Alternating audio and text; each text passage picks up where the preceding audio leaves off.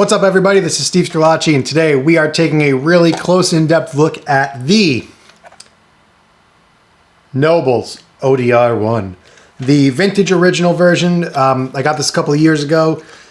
I am obsessed with guys like Tim Pierce, Tom Bukovac, John Shanks, and like pretty much every main A-list session player has one of these little green demons on their board. And if you have looked for these lately on Reverb, you will see that these are going for over $1,000 now. Absolutely insane. It's like, how? When I bought mine, it was nowhere near that, and I'm very thankful that it has appreciated in price.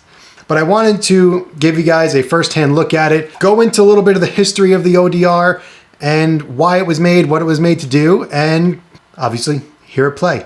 An interesting thing about these is that from what I've heard, no two of these sound exactly the same.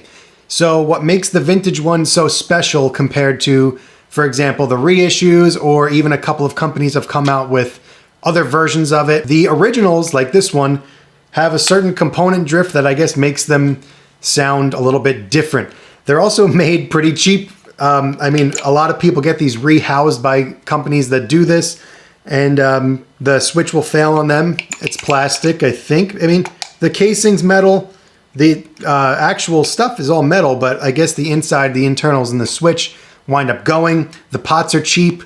The components are cheap, but something about this pedal just does something special that most of the session players that swear by it can't really explain. Obviously, it's called a natural overdrive. So the ODR 1 is a natural overdrive. The goal is to not color your tone, but to just give you a distortion type of sound or an overdrive. Basically, it makes it sound like your amp is turned up to a level where it's getting the perfect amount of breakup. And that is typically how I run mine. Guys run it with a little bit more gain. We're gonna get to that and show you guys what everything does on this bad boy. So all of the information that I'm gonna read to you guys is on the Northern Electronics website. So for those of you that don't know what Northern Electronics is, it is the original designer of this actual pedal, Kai Tachibana, who has come out with a really great Nordland ODR-C, which is basically an updated version of this from the original creator, which I think is really cool. I have one of those as well. I'm gonna be doing a separate video comparing the two. I also have demos of that on the channel if you wanna check it out. So the original concept for the ODR 1 actually comes from a blackface bassman.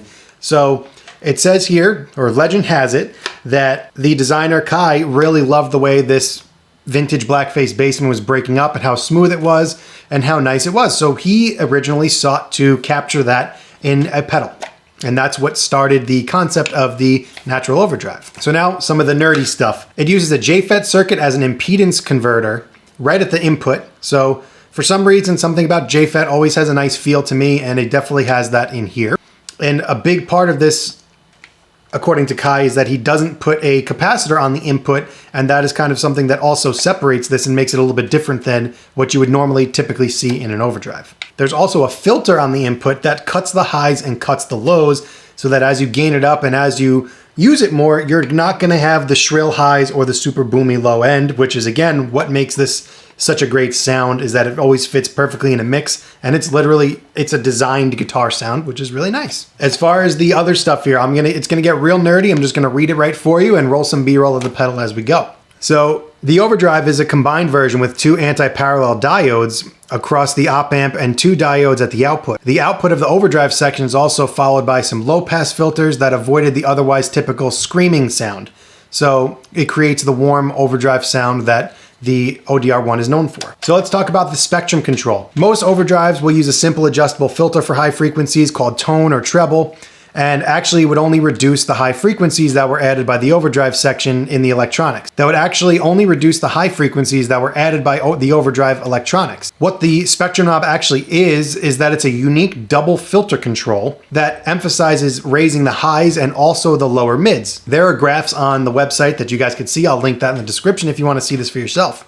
And as far as the output goes, there was also another filter to add what the other filters at the input had subtracted. So overall, you get a very nice, well-designed, well-crafted guitar sound. Now, obviously, when you see this, people almost always think that this is a tube screamer type of sound, and it couldn't be further from the truth. Tube screamers add a nice mid-range, which is great, and people love that type of thing. It's personally like my least favorite sounding pedal, and I much prefer this, which is just a natural overdrive. Again, it's designed to make your amp sound like your amp just turned up more. Don't mind Audrey in the back. So it's designed to make your amp sound like your amp and not color the sound. Just add a nice bit of grit, gain, distortion, overdrive, whatever it is you want to call it. So again, if you guys want more information about this, the original vintage one, again, that's literally selling for over $1,000 on Reverb, which I think is insane, but hey, whatever. I will link the website that I'm getting all this information from below, and you can check out more if you want to see it. But for now, let's plug it in, hear what it sounds like. What we're going to use for the demo is an effects loop in my Neural DSP Quad Cortex. I'm using a capture of my 64 Bassman and just a little bit of room reverb. I'm also going to be using my 68 Tele. Being that this is the classic Nashville pedal, it only feels appropriate to use a Tele. So let's get to it. So here is the bypass tone. I got the treble knob rolled off a little bit.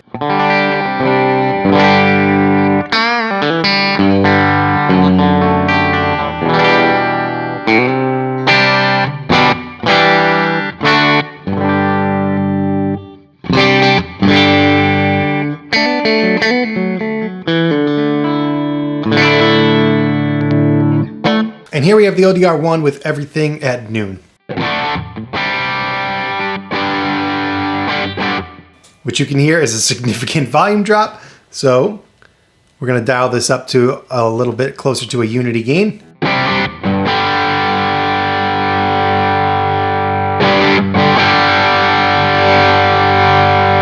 You can see how finicky the knob is with this, that I have nothing from here to there. And then right from here, it jumps.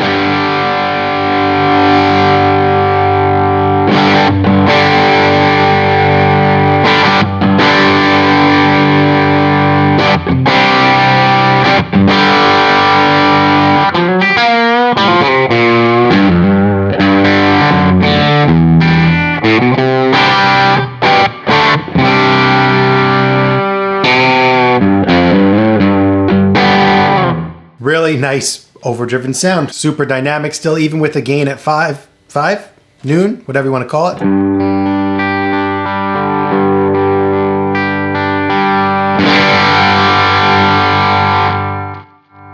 Let's go to that middle position, roll down the volume a little bit.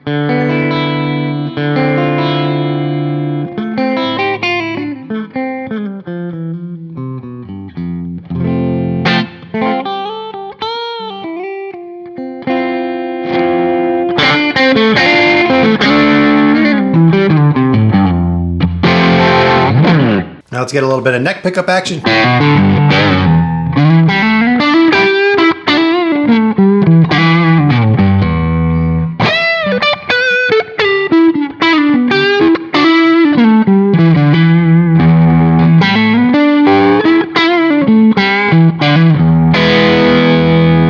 Let's now go with a low gain setting. This is kind of its wheelhouse.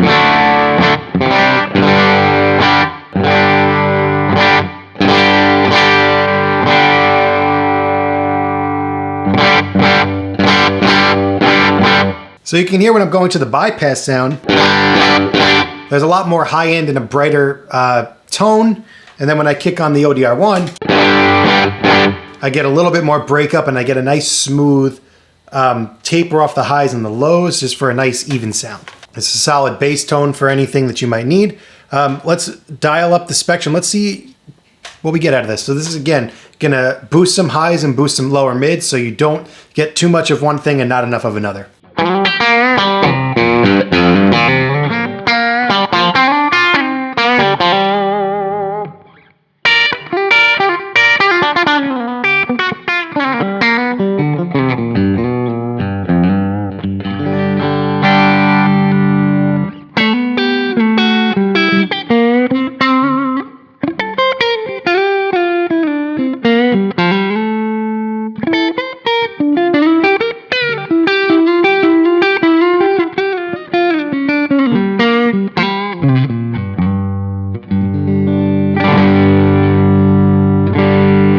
Here's again bypass.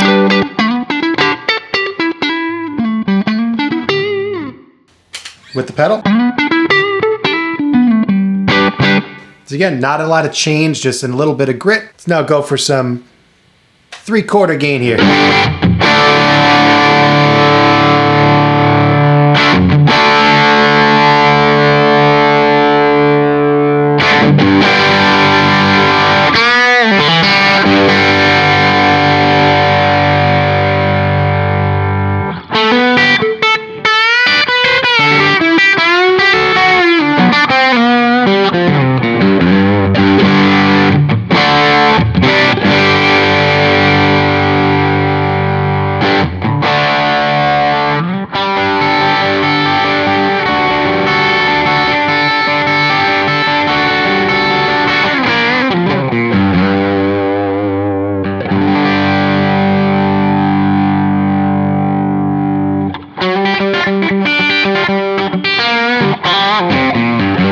So you see you don't lose the sting from the telly.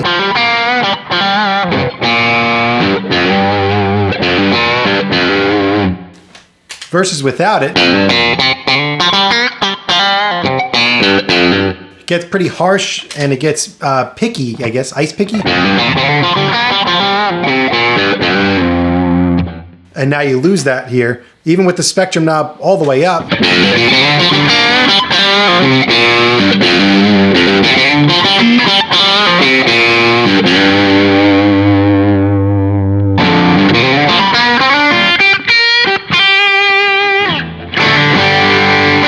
Still doesn't get a lot of harshness added to it. I typically keep my spectrum right around noon. And this is like an all-night on pedal. You could, again, turn the volume knob down.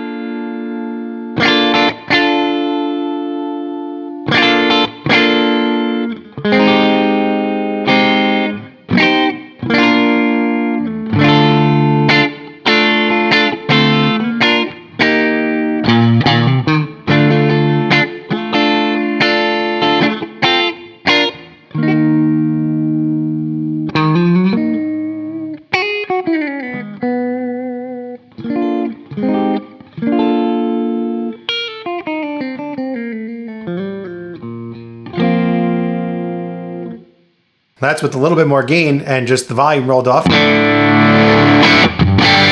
So that's the same sound. Max out the gain, see how much we can pull out of this.